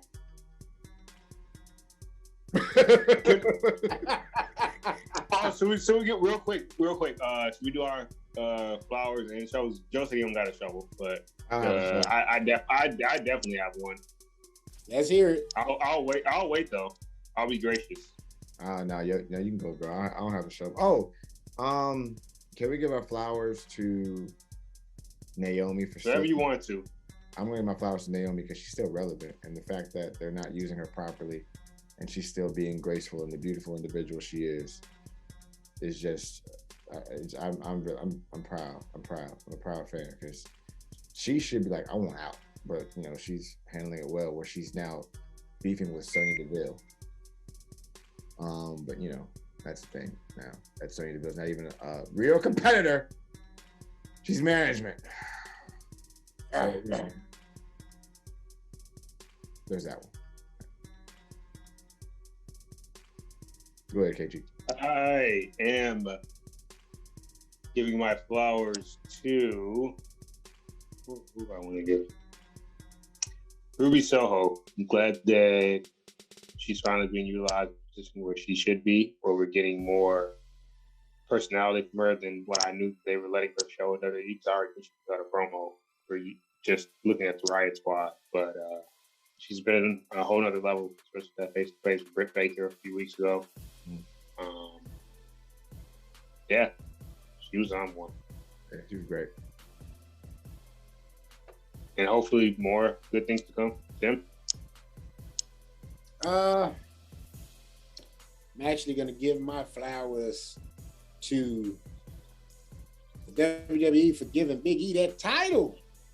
Oh, I'm glad to see it happen. I'm glad that they didn't pull a John Cena and make him lose his opportunity with the briefcase, like cash in and it's some BS. So yeah, I'm happy for that. Looks like you know what I'm saying? Big E looks like a champion, he moves like a champion, talks like a champion. And I am happy to see him in this space. Yeah, that's all I got on that. A negative. I don't really have a negative other than what we said about 2.0, man. I think it was all said with that. Right. Some of the decisions that have been made with this whole rebranding of NXT. You know, it's some positives, but it's a lot of negatives that's coming along with it. And, you know, I think that's just at this point in the game, being a fan of WWE, you kind of, you start to expect it. Like, you know, it's going to be some bullshit most of the time. And then other times you're going to have some stuff that's, you know, that's real good. So I just try to, you know, focus on the good stuff, focus on positives, and, you know, let Tony Khan know that it's time to go ahead and sign Hot Take Wrestling. And I'm gonna leave it at that. I think for the most part, with a lot of the things that go on with us here, like us here, don't get it twisted. Like we love wrestling, and we love WWE. WWE gave us an Attitude Era, hell, the ruthless aggression era. They gave us good eras and shit. So you gotta forgive us when we expect more from a brand that's been doing this for damn near 10, 20 years and has been giving us good shit. I like, you know, there's always, you know, in life, there is always ups and downs, but it feels like WWE is getting more and more down than where it should be right now, because they're up. They keep taking away to try to rebrand and revamp, and it's just bullshit. It's just like they're trying to change something that's good, and they're like failing miserably. You're like, what do you just keep? That good thing was fine. You didn't have to do that shit. Yeah. It's like getting into a fight with a big old bear cat. Don't get me started on that shit. Like, I appreciate the sentiment. Don't get me started on that shit. And I'm like, okay. I think I said this under BWA, Black Wrestling Alliance. Shouts out to them on their Instagram. But I was like, he doesn't need that. That's nice. That's cool. But Keith Lee doesn't need that shit. He doesn't need to be called the Bearcat. Just have him win some matches. Let him talk on the mic for a bit. Talk his shit. Let him be impressive match after match so people can push him, a la the way you did Cesaro. And then, you know, we'll be fine. My golden shower of the week is the WWE draft. SmackDown was a show that was extremely enjoyable, like to the point where it's like the only time I missed SmackDown for the last, like, probably since Roman's come back, honestly, was I went to a trip to New Orleans 3 months ago or 2 months ago. But other than that, I haven't really missed SmackDown. Lo and behold, look at the WWE draft tonight, or the last few nights, they gutted SmackDown's roster. I mean, like a fish. Like, now I ain't talking about the fish that got released. How much fish can Bobby Fish buy? Bobby Fish can buy fish. Anyway, so Finn gets sent to Raw. First of all, how is Finn Balor a fourth round pick? Explain that to me and make it make sense to me. Second of all, how do you trade Becky for Charlotte? First of all, that should be an even trade, even though I don't feel like that is. If I have to hire a view that is even, whatever. I'm not going to debate it. I personally feel like Raw got the better of that deal. I'm not going to even go into the whole debate why. Well, let's say you think that deal. Then you give them Bianca as well. Then you give them, like, I get the couples are married, so you want to keep Seth, but you give them Seth. You gave him Kevin Owens, who, like we said, look at the stuff with Roman. That's like propelled Roman, but like his tail was on a whole other level. The promos he was cutting, the matches they had, that TLC match, the last man standing match. Then you also give them Edge. You gutted SmackDown's roster. What do they get back in return? Drew and Charlotte. That's it. Like, think about it. You can't say they got back New Day because they got some Street Profits. And at this point, like, you can't tell me New Day is that much higher than Street Profits. This isn't 2015 or 2016. You can't tell me that's like, I mean, this is awful. Like, SmackDown, and then you screwed the women's division even more so because not only with the Becky and Bianca thing going to Raw, you also sent Liv, who the fans were kind of getting behind. You sent her to Raw. You sent Tegan to Raw after you debuted her as a tag team with Shotzi. So now they're split up. So now you have another less tag team in an already like floundering tag team division on the main roster. So now that's going to be even worse. Good job on that. Now we have no baby faces that the fans know in terms of like, I like Shotzi. I think I speak for both of you. I want to say y'all both are fans of her. But are you really going to push her that fast? I love you. Like, are they going to put... Just got he's not green with envy, folks. No, but like, who do you have now? Fucking Tony. Who do you have now? Living the dream. Who do they have? Who do they have in the women's division that's the babyface right now? Because you sent Serena over, so you're about to push her clearly. Because you have the angle she's crushing everybody's arm and breaking it. So who's supposed to be feuding with Charlotte? Are you gonna put Sasha back to the face? You're gonna leave her the tweener? Is Bayley coming back to the babyface? I'll end it on this note because this is getting long and ran. I'm sorry. Even though I never want to see her use those things again, even Bayley's buddies aren't excited about what happened to SmackDown. Even they're sad. Yeah. There you go. I don't. Even Wyndham's brother doesn't believe in that draft. Yes. Hell yes. Matter of fact, we're ending it with Bo Leave tonight. That's how we're gonna end it. Yeah, that's all I got. I'm disappointed because those are the two best shows weekly, and the higher ups have ruined. They ruined both shows. They ruined both shows in 2 weeks. How about all shows? Oh, and you sent Austin Theory up to Raw for no reason when him and Johnny Gargano were having just these hilarious segments on NXT. Right. I don't understand anymore, bro. Like, I really don't. Instead of capitalizing on that and possibly seeing both of them up, because, you know, Candice is pregnant and it looks like Indy's kind of doing her own thing, you just send Austin up and then turn them as well.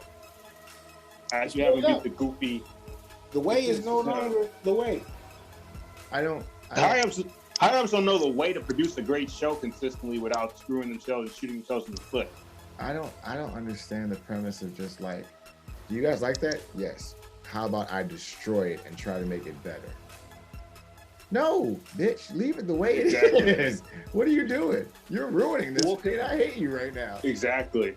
And here's the thing, I get Raw needs the extra talent to have that third hour. Great.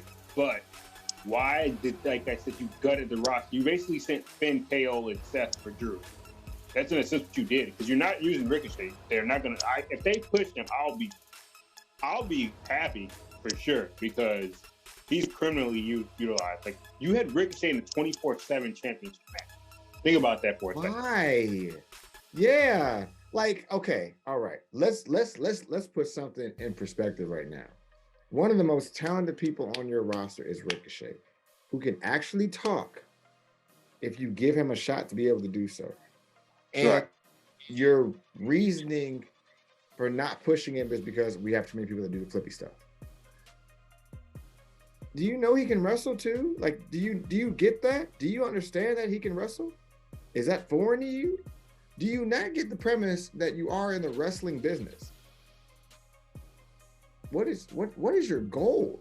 Like, what is the goal at this? Like, what are we working on? Like, what are we doing? And then here's another thing. Why not send Keith Lee then if you're going to send all those dudes to Raw from SmackDown? Like, you haven't been using Keith Lee on Raw at all anyway. Keith Lee is the next black guy to take the belt off a black guy. They're not going to give Keith Lee a championship because they're not going to give Keith Lee that World Heavyweight Championship. Big E took it off of Bobby, and Keith Lee's going to take it off of Big E. No, he's not, because they're going to fuck his character. I'm willing to bet money. Well, here's the thing. Okay, that's what we'll do.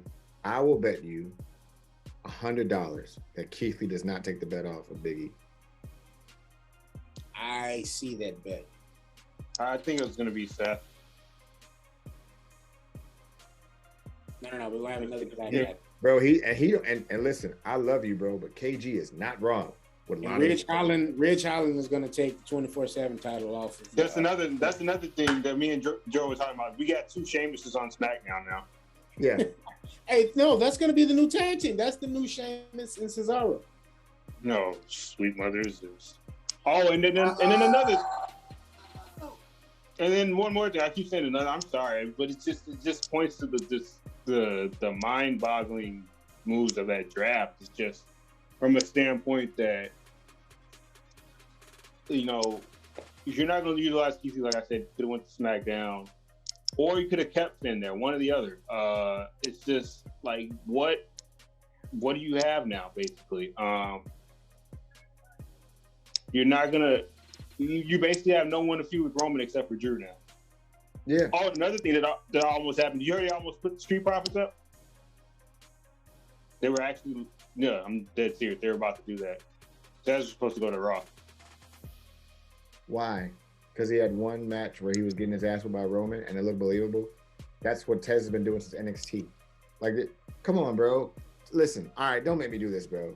Oh, fuck it, I'm doing it. Tez has 3 moves. I said it. Montez Ford has 3 moves. That's not really something to debate. I mean, he has that blockbuster. He has a beautiful drop kick. He has the frog splash. And then, 4. And that rock bottom that he does every now and again. Well, yeah, no, that's, yeah. Tez I'm glad they didn't do that. Push, man. Tez is not ready for no push. Tez is not ready for no push. He can't do a match over 15 minutes. He is ready, bro. The Street Profits haven't had a good match over 25 minutes. Street Pimps. I'm sorry. The Street Profits haven't had a good match over 25 minutes. I didn't even know. He gave him a new name. Because they're pimping the system. They had it. Listen. I'm sorry, bro. I'm sorry. And these are my own people, and I fucks with them, bro, because they really got talent. They had a year of having the Raw Tag Team Championships, and they feuded with the Viking Raiders over some cinematic ass bullshit because the producer, whatever the show they want to do, they never had a match over like 10, 15 minutes where they could really show their talent. I don't believe in Tez. I don't fucking believe in D'Angelo either. I don't believe in neither of them motherfuckers. Nothing. They haven't given you a reason to, bro. Okay, and I even go back to NXT where they faced the Undisputed Era. Yeah. Did they face FTR too? Yeah, and it did. I don't believe them, bro. I don't believe in them. Listen, they are a great tag team if they would have had a chance to develop. But I don't believe in them. I know what's gonna happen. Tez is gonna get in there, do something funny, be amazing, get beat up for 5 or 10 minutes. D'Angelo's gonna come in, do a spine buster, do a little spin circle thing he does in the corner each time, do a little tackle, do a little thing to set a third. Then he's gonna do that little D-Lo power bomb, and then Tez has a frog splash, matches over in 12 minutes. That's it. I need him to stop that little spinny shit though. That needs to stop. That's it. Like, that's all they fucking do. That little spin, bro. That's all. Listen, when they won in was that Seattle?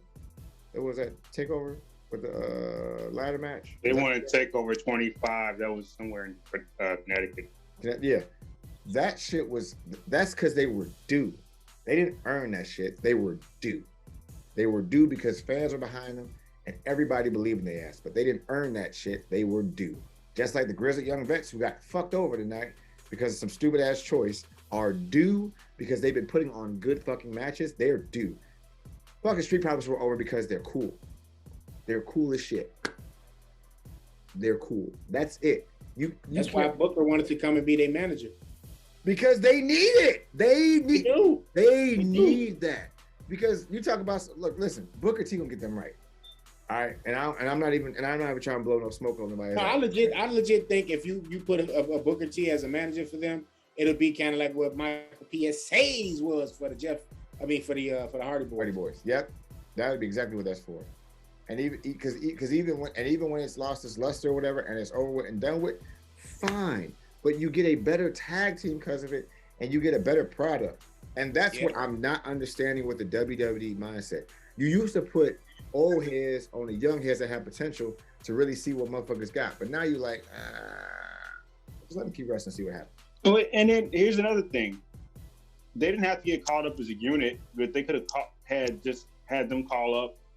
Why don't you call up Roddy and put the Cruiserweight title on SmackDown and have him with Ricochet? You could finally use Xavier as a singles guy, him and Roddy. I mean, to me, it just writes itself. Those are two guys off the bat where it's like, okay, they could have great matches with Roddy and put some potential to that Cruiserweight Championship. Because it's like, if you're going to do NXT 2.0, who's down there really outside of Carmella that you really want to see on face?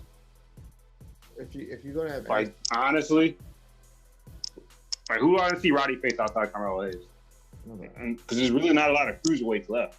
No, it's not. And the thing of it is like with the Cruiserweight Championship that the Diamond Mine has, what are you going to do to maximize that title? Kushida made it a great thing until Vince got there and just fucking ruined it, and COVID ruined it because he caught COVID and shit. But now it's going to be ruined. That title's going to be in ruins. Like, that title's going to have like cobwebs. It basically is. Unless you put Johnny Gargano there, which is doing him a disservice. I wish he would have went to SmackDown. That would have been a lot fucking better than fucking ruining this. It's just so bad.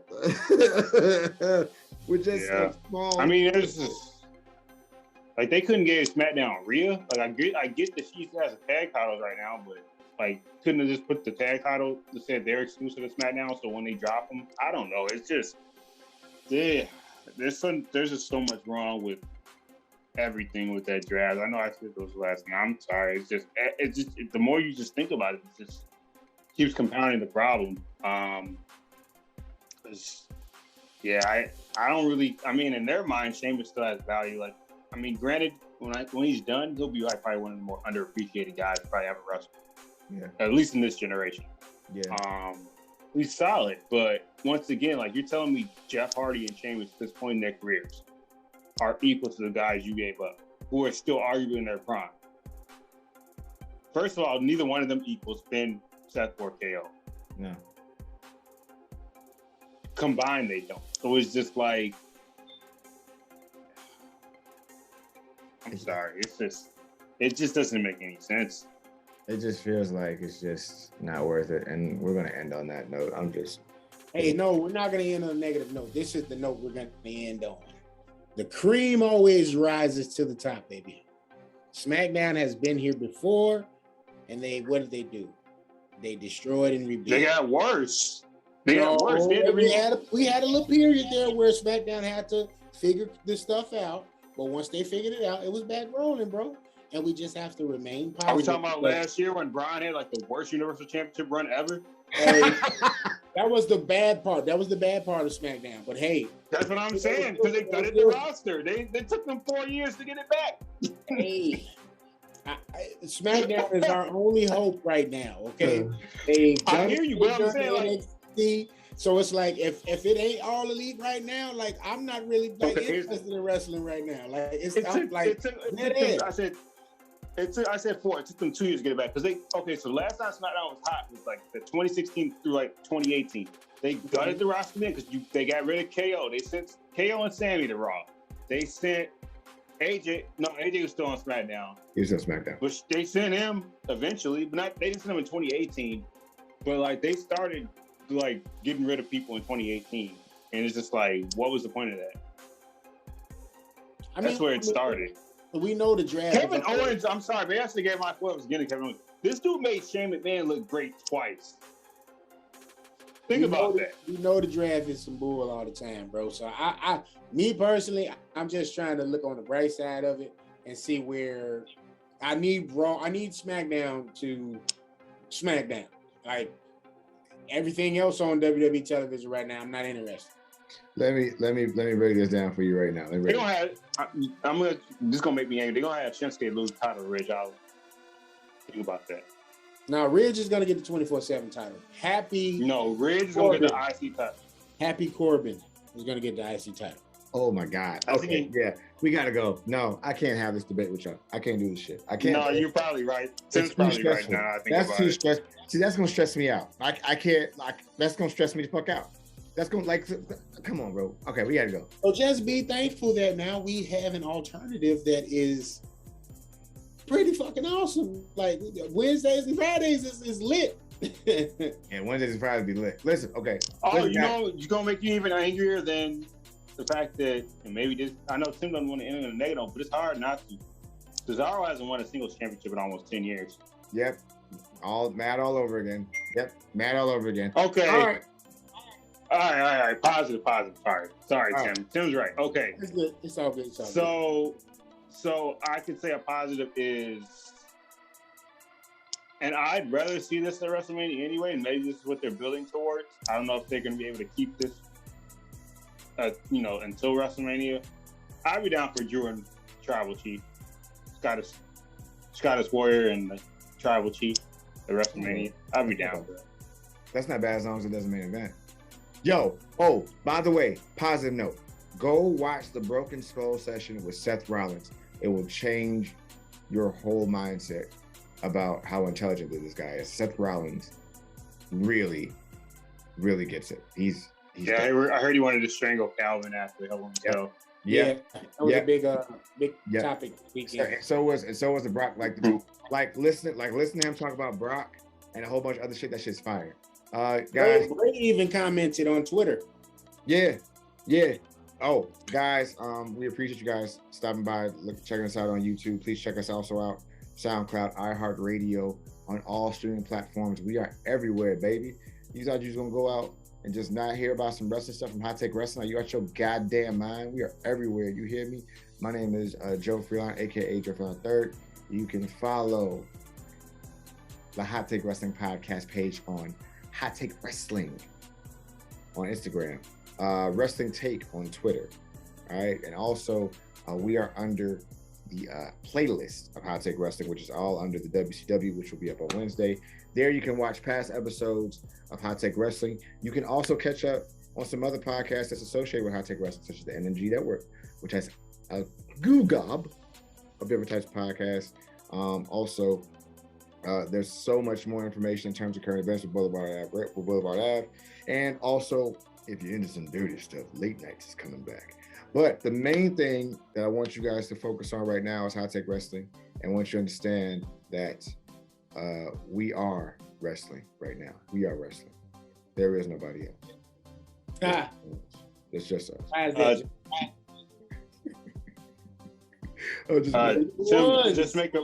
Tim, just make a promise that like you won't force people in the U.S. to deal with Peacock, because there's a lot of issues with that streaming service. We'll stay on YouTube. It's going to Peacock. It's like going from like YouTube to what, like Facebook or something? Yeah, like going like Facebook Live. Hey, if Tony Khan just go ahead and make it. Shout out to Tony Khan. Shout out to Tony Khan. Shout out to Tony Khan for sure. I am Joe Freeline. That's the other KG. That young man down there is Logan the Great. Their social media handles will pop up in a matter of moments. You're welcome to follow them, but you're also welcome to follow the Hot Take Wrestling Podcast IG page. Get us to 1,000. That is the goal. Get us to 1,000. Matter of fact, get us to 100 subscribers on YouTube.